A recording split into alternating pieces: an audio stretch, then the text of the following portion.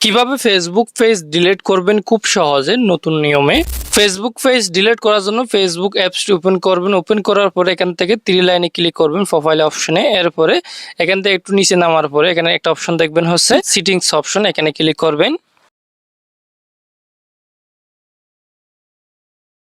এরপরে এখান থেকে একটু স্ক্রল করে নিচের দিকে নামবেন। নিচের দিকে নামার পরে এখানে একটা অপশন দেখবেন অ্যাক্সেস এন্ড কন্ট্রোল, এই অপশনটার মধ্যে ক্লিক করবেন। এরপরে এখানে হচ্ছে ডিজেবল পেজ বা ডিলিট পেজ এরকম অপশন আসবে, তো এখান থেকে ডিলিট পেজে ক্লিক করে কন্টিনিউতে ক্লিক করবেন।